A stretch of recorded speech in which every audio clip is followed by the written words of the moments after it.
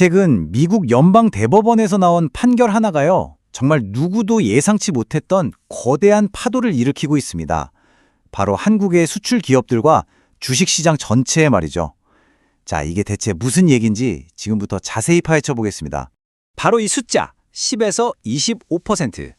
이게 그냥 숫자가 아니고요. 최근에 위법이라고 판결이 난 포괄적 상호관세의 세율 범위입니다. 이 어마어마한 관세가 하루아침에 사라지면서 우리 경제에 정말 막대한 영향을 미칠 준비를 하고 있는 거죠. 네, 오늘 우리가 제대로 분석해볼 주제가 바로 이겁니다. 미국 대법원이 대통령이 국제비상경제권한법 IPA를 근거로 이렇게 광범위한 관세를 매기는 건 명백한 월권행위다 이렇게 판결을 내린 겁니다. 혹시 상호관세라는 말이 좀 생소하신 분들을 위해 잠깐 설명하고 넘어갈게요. 아주 간단합니다. 말 그대로 눈에는 눈, 이에는 이 방식의 보복관세예요. 상대가 우리한테 관세를 매기면 우리도 똑같이 되갚아주는 거죠. 바로 이 조치가 법적 근거가 약하다는 판결이 나온 겁니다. 그런데 말이죠. 이게 마냥 좋아할 만은 아닙니다. 어찌 보면 이게 오늘 분석의 가장 핵심적인 부분이기도 한데요. 단기적으로는 분명 엄청난 호재가 맞지만 장기적으로 봤을 때 우리 투자자들이 반드시 눈여겨봐야 할 리스크도 분명히 존재합니다. 자, 이 표를 보시면 딱 감이 오실 거예요. 말 그대로 양날의 검이거든요. 일단 좋은 소식부터 볼까요? 당장 10에서 25%에 달하는 관세가 없어지니까 우리 수출 기업들 가격 경쟁력이 확 올라가겠죠. 게다가 이미 냈던 관세까지 돌려받을 수도 있으니 기업들 현금 흐름에도 숨통이 트이고요. 하지만 반대쪽을 보면 철강이나 자동차에 매겨진 다른 종류의 관세는 그대로 남아있다는 점. 그리고 미 행정부가 또 다른 법을 동원해서 새로운 관세 장벽을 만들 수도 있다는 불확실성이 공존하고 있습니다. 자, 그럼 이제 좀 큰 그림에서 벗어나서 우리 투자자분들이 가장 궁금해하실 부분이죠. 그래서 어떤 섹터가 오르냐 이 부분으로 한번 넘어가 보겠습니다. 어디에서 기회를 찾아야 할지 명확하게 짚어보죠. 네, 바로 이 질문입니다. 시장 분위기가 이렇게 급변할 때는 진짜 수혜주가 뭔지 옥석을 가려내는 게 정말 중요하거든요. 진짜 혜택을 보는 곳은 어디일까요? 자, 그럼 먼저 이번 판결로 가장 직접적이고 뭐랄까 의심의 여지가 없는 확실한 수혜를 입을 섹터들부터 한번 짚어보겠습니다.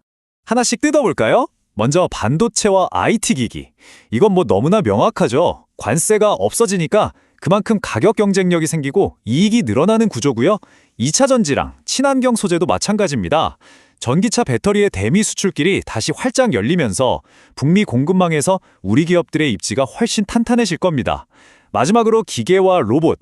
요즘 미국이 리쇼어링이라고 해서 공장을 자국으로 다시 불러들이고 있잖아요. 이때 필요한 설비 투자 수요를 우리 기업들이 꽉 잡을 수 있는 절호의 기회가 생긴 겁니다. 자, 그런데 모든 업종이 이렇게 한바구음을 짓고 있는 건 아닙니다. 이제부터는 조금 더 복잡한, 그러니까 혜택이 간접적이거나 중립적인 섹터들을 한번 살펴볼게요. 자동차나 철강 같은 경우는 왜 명확한 승자가 아닐까요? 이게 중요합니다.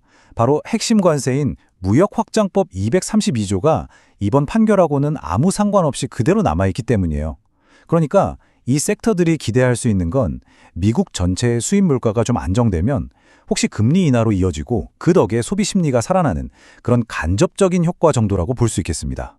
자, 그럼 이제 오늘 분석의 하이라이트라고 할 수 있겠죠? 이론적인 얘기를 넘어서 그래서 어떤 종목을 봐야 하는가 전문가들이 콕 집은 탑5 수혜주를 공개하겠습니다. 네, 바로 이 5기업입니다. 삼성전자, 에코프로, 현대차, 두산에너빌리티, 그리고 레인보우 로보틱스. 과연 왜 이 종목들이 꼽혔는지 그 이유를 지금부터 하나씩 파고 들어보겠습니다. 전문가들은 이렇게 보고 있습니다. 삼성전자의 경우 HBM 메모리 같은 핵심 부품뿐만 아니라 스마트폰 같은 완제품 수출 비용까지 직접적으로 줄어들게 되니까요. 실적 턴어라운드에 그야말로 가속도가 붙을 거라는 분석이죠.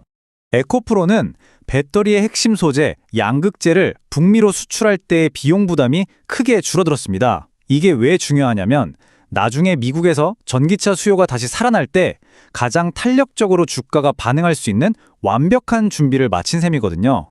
현대차는 아까 말씀드린 간접 수혜의 가장 대표적인 사례입니다. 전반적인 관세 철폐가 미국 물가를 안정시키면 자동차 할부 금리가 내려갈 가능성이 크죠. 그럼 자연스럽게 소비자들의 구매 부담이 줄어들고 이게 북미 시장 판매량에 든든한 버팀목이 되어줄 거라는 전망입니다. 다음은 두산에너빌리티입니다. 발전소에 들어가는 대형 부품이나 요즘 핫한 소형 모듈 원전, SMR 관련 부품을 미국에 수출할 때 경쟁력이 훨씬 강해졌습니다. 관세 부담이 줄어든 만큼 수주할 때에 이익을 더 많이 남길 수 있는 아주 좋은 환경이 만들어진 거죠. 마지막, 레인보우 로보틱스입니다. 이 회사가 한창 북미 시장 진출에 박차를 가하고 있는 바로 이 타이밍에 관세가 폐지된 건 정말 엄청난 호재입니다. 수출 단가를 낮출 수 있게 되면서 해외 시장 점유율을 공격적으로 늘려나가는데 아주 강력한 촉매제가 될 거라는 분석입니다. 자, 이렇게 해서 거대한 관세 장벽 하나가 무너졌습니다. 분명 우리 기업들한테는 새로운 기회의 문이 열린 셈이죠. 하지만 여러분도 아시다시피 국제무역이라는 게임의 판은 항상 움직입니다.